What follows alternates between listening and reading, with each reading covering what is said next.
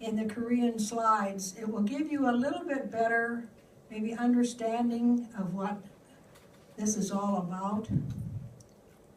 And 30 years after the American men and women of the Korean War came home, Congress had last recognized their sacrifice by authorizing a new Korean War Veterans Memorial. Not a war memorial, but a veterans memorial. Not only to the ones that fell, but to all those who defended another nation's freedom, and therefore our own. Because of the welter of agencies involved in making a memorial on the Washington Mall a reality, it took 3 times longer to approve, design, and build the memorial than it did to fight the war. The finished memorial, placed in a wooded grove on the mall that had once been a 19th century Army Corps of Engineers landfill, cost just over $18 million. The bulk of it was raised from small donations by veterans, the sale of a congressionally authorized, most notably from Hyundai Motor America, Samsung Information Systems, and other Korean firms with operations in America. More than 500 firms or individuals entered the memorial design competition. It had to be approved by the memorial's presidentially appointed board of directors, which were all volunteers and Korea War veterans. It was a column of battle-clad soldiers resolutely moving up a hill. So when you look at this, you can see the slight hill toward an American flag, and perhaps metaphorically toward home. It was soon decided that this memorial should honor, but not name, the Korean War dead. It was not to be another eternal gravestone. It must commemorate all who served, not just those who carried carbines. It must also reflect the contributions and sacrifices of the 22 other UN nations that fought alongside the Americans. The sculpture assignment was to create a battle-ready combat patrol in which each figure was assigned a specific brand of service, rank, many ethnic groups, and military function. The original concept called for 38 troopers, symbolizing the 38th parallel and the 38-month duration of the war. But the number proved too large for the allotted space and put the soldiers much too close together to accurately represent troops on parole. The memorial's second element, which is a polished granite wall, helped to solve the numbers problem.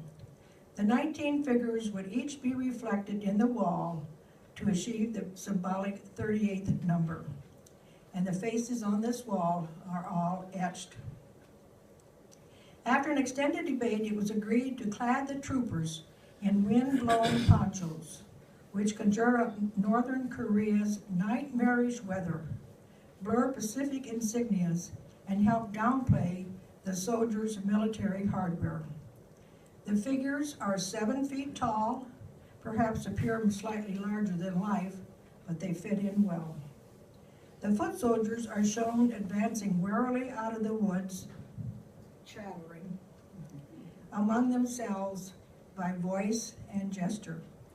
The sculptor worked on unpolished stainless steel in order to give the figures detail, definition, and a raw, viral quality reminiscent of the black and white photos of the conflict.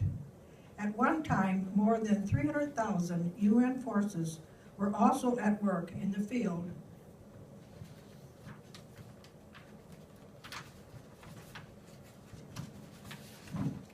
and behind the scenes. The designers wondered how to honor the support personnel. They selected a muralist to develop a mural to be etched into a polished granite wall, which flanks the columns of the troopers.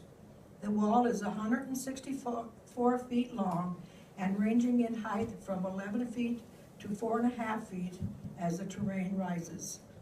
It incorporated more than 24,000 faces, computer copied from anonymous photographs at the National Archives. The muralist likes to refer to this wall as the nation's mantelpiece. reminiscent of a proud display of the photos of sons and daughters away at war. Bands of polished granite suggest a tiled terrain in parts of Korea, and you will see this sort of like blocks, but it's all along there. Troops move together, but a healthy distance from one another, so that a grenade or mortar round would not take out the whole unit. Because of the multiple messages already inherent in the design, they were reluctant to clutter the memorial with allegorical inscriptions. Because of the memorial's prominent location on the National Mall, the designer had long been concerned that it give voice to the general theme of military service to country, as well as honoring those who served and fell in Korea.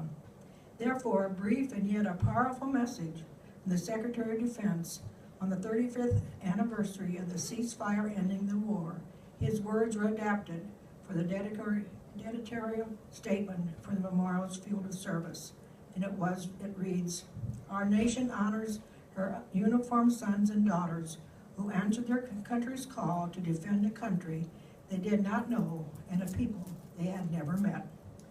The words were inlaid into an 8-ton triangular stone beneath the great flagpole, turning the visitor's eye back into the field of troopers and the wall of faces. An even bolder, more profound, and simpler statement was chosen as the second focal point, where the mural wall penetrates the water of a circular reflecting pool that is to place the reflection on the dead, wounded, captured, and missing of the war. The powerful saying was a saying they saw above the entrance to the American Legion headquarters building in Washington, but they do not know where it originated from. And it reads, "Freedom is not free." What prompted the many veterans to suggest a wall for names of the Korean War dead was the unprecedented impact that the Vietnam Veterans Memorial had, which was directly across the mall. And the Vietnam Wall, because became the nation's most visited monument. However, after a heated debate, the suggestion was rejected as being a duplicate, and besides, it was neglectful of others who served. So they came up with a solution that a National Park Service kiosk would be placed at the head of the walkway leading into this memorial, where interactive computer screens flash endless images of those who died in Korea. Visitors may punch up a known name and see the person's service record and other background, as well as snapshots, portraits were available from families or friends. Among the most powerful of experience at the Korean Memorial is a mingling of images in the wall, not just the thousands of faces etched in the ghostly reflections of the silhouettes, but when you walk along the wall and you look into the wall, you are seeing yourself. So now we will start the slideshow.